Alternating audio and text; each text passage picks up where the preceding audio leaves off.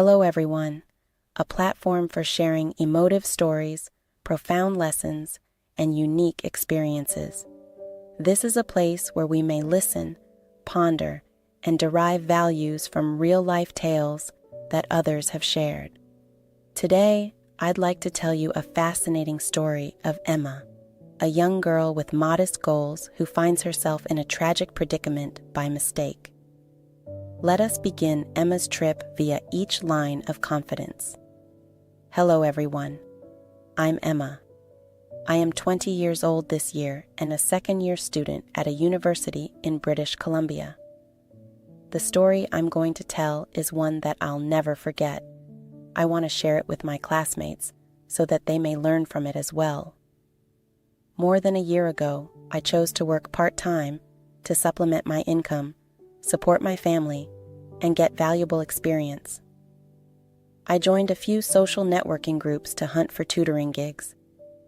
Because I was brilliant at literature, I decided to register to teach it. Fortunately, after a little while, I received a message from a man. He mentioned that he was seeking a tutor for his son. I promptly emailed him to speak more and proposed teaching a few sessions. If it was all right, he would be willing to teach long-term.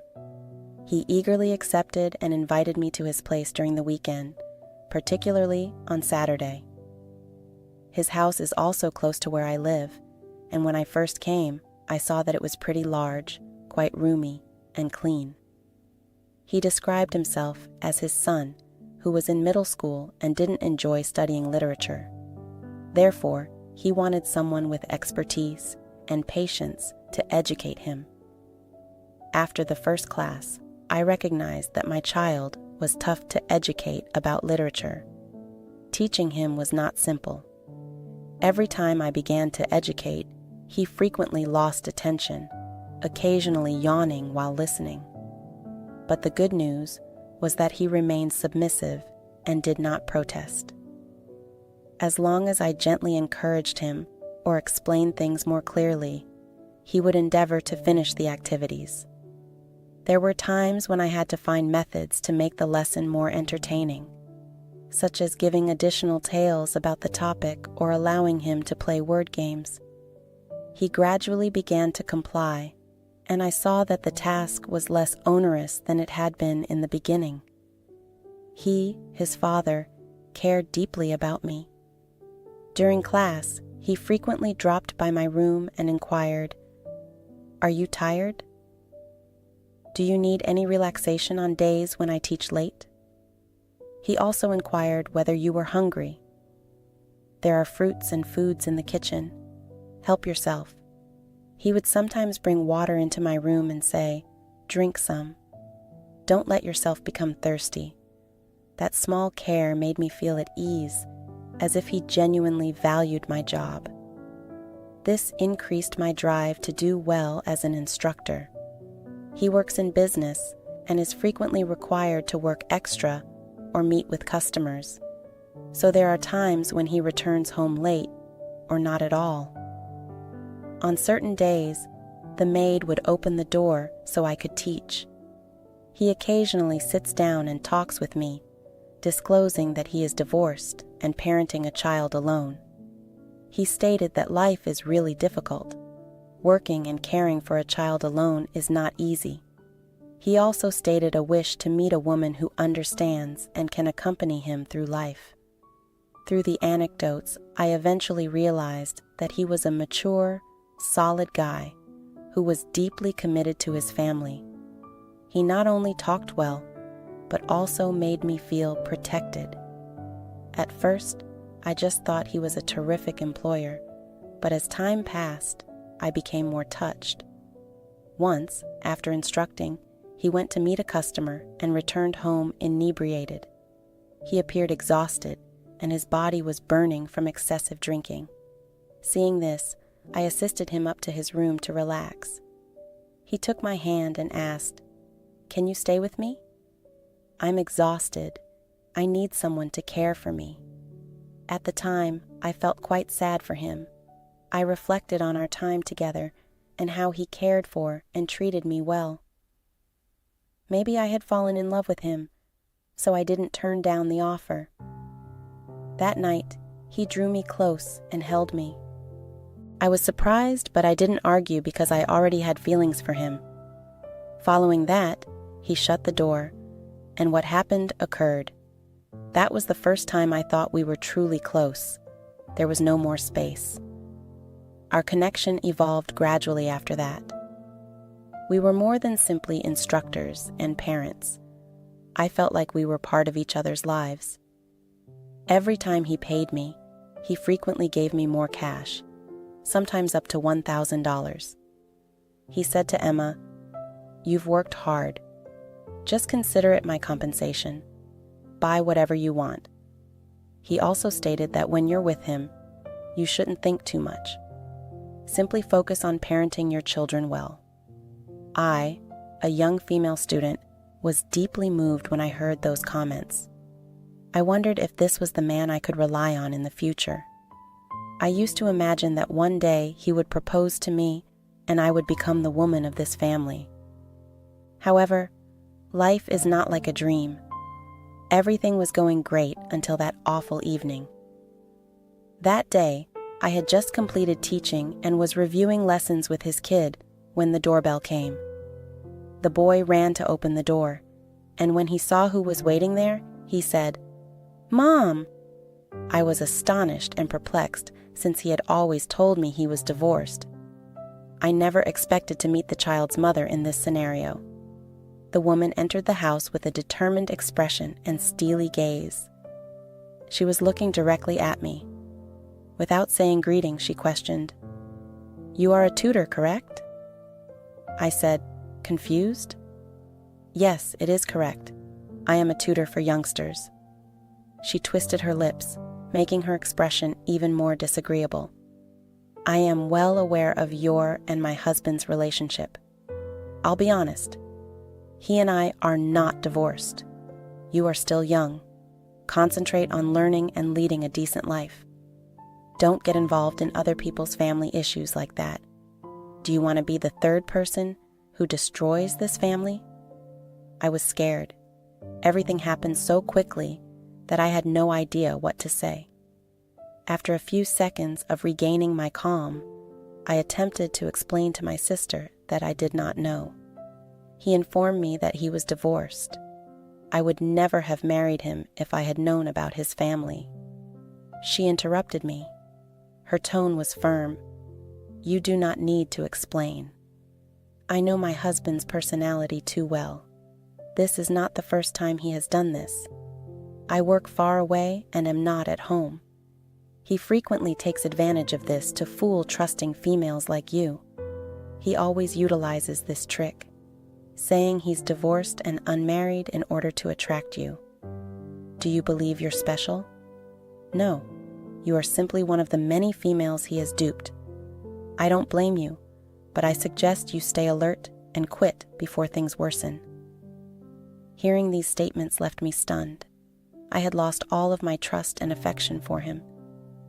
I didn't know what to say, so I simply lowered my head and kept silent. But she didn't stop, saying, "I'll pay you enough for this month's salary, but you don't have to come to this house anymore. If you persist in dragging things out, don't blame me for making a huge issue about it." I quietly lowered my head, tears welling up in my eyes. I went out of the house, my heart full of uncertainty and sadness, but there were still so many questions, so I contacted him right away. The phone rang, and he answered.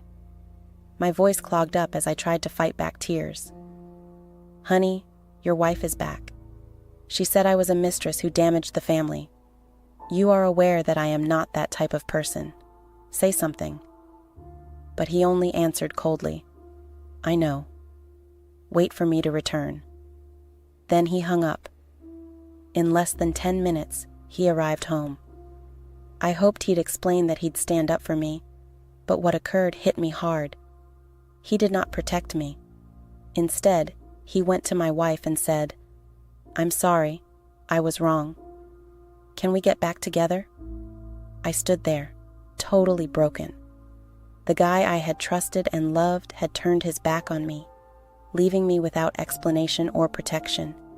He only cared about making peace with his wife, leaving me to deal with the accumulated sorrow. I raced out of the house, tears flowing down my cheeks, unable to endure it any longer. My heart was heavy with anguish and shame as I drove home.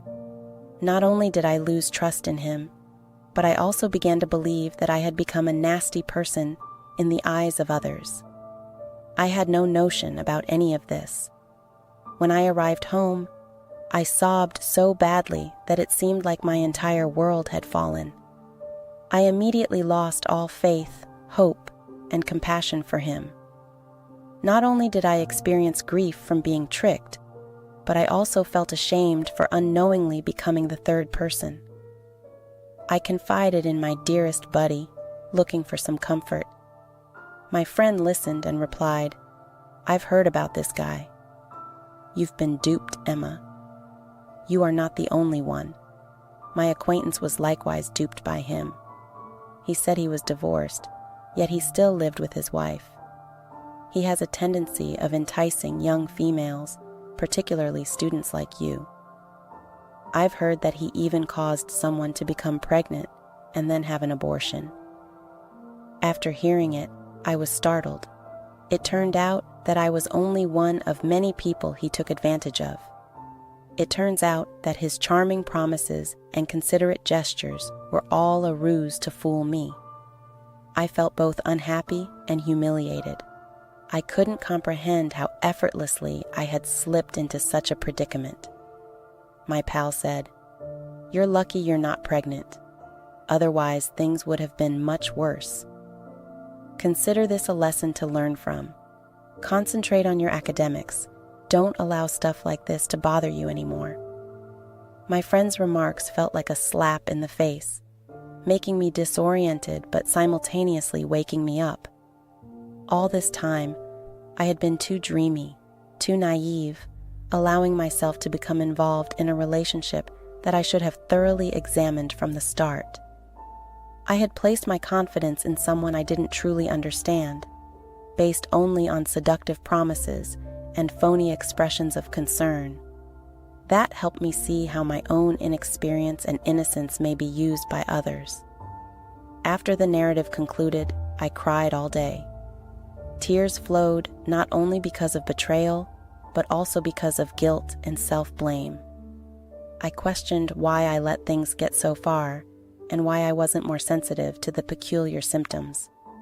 But in the end, I recognized that being in anguish and regret does not change the past. Instead, I must convert my experience into a beneficial lesson, not just for myself, but also to warn others.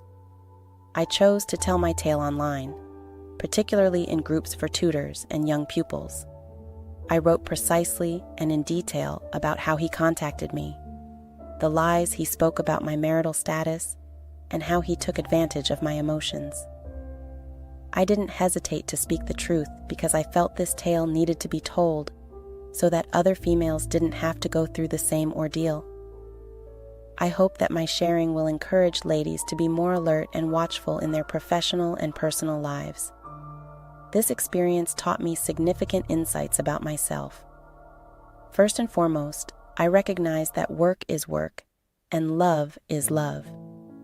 Never get these two things mixed up, especially if you don't know the other person well. No matter how trustworthy the other person appears, or how lovely the words are, you must maintain your distance and establish clear limits. Life is not always a pleasant fantasy, and we must learn to remain vigilant to safeguard ourselves. Second, I recognize that trust should not be entrusted too lightly. Investigate thoroughly before putting your faith in someone. Don't only listen to what people say. Instead, observe their behavior. Discover the truth behind the look. The truth is frequently difficult to detect, but if I had been more vigilant, I may have avoided blunders. Finally, I recognize that I shouldn't rely on anybody, especially materially. What I do not create for myself might go at any time. Living dependent on others not only weakens me, but also leaves me vulnerable when what I rely on is taken away. Independence and self-reliance are the only methods for me to have a robust life while avoiding being damaged by those who do not deserve it. Following this story, I resolved to alter myself. I poured myself into learning and working, determined to shape the future with my own strengths. I began to appreciate and respect myself more, refusing to repeat past errors. I realized that only by being strong and independent would I be able to handle life's obstacles without relying on others. Looking back, all I want to do is send a message to young females. Don't allow kind words and monetary presents to cloud your thinking. There is nothing more valuable in life than freedom and self-reliance. What you make with your own hands and labor will be more sustainable and precious than anything given freely. Maintain constant alertness. Always appreciate yourself and never allow somebody to advantage you because of your youth or vulnerability. There will always be good and terrible people in this world, but how you defend yourself will decide whether you can endure adversity, live a strong, free life, and don't let anyone injure you again. Thank you for hearing Emma's story. Hopefully, this narrative will teach you valuable lessons about yourself, particularly how to love and defend yourself in life. Sometimes mistakes teach us crucial lessons, allowing us to develop and become stronger. Emma opted to get up after falling and tell her story so that others might acquire experience and be more cautious in relationships. If you found this article interesting and relevant, please click like to show your support. And if you want to keep following intriguing and emotional stories, click follow channel to never miss a video. Each of your likes and followings motivates Emma to continue sharing her tales. Today's narrative concludes here. Hello and farewell to everyone. See you in the following videos. I wish you everyone happiness, strength, and a meaningful life.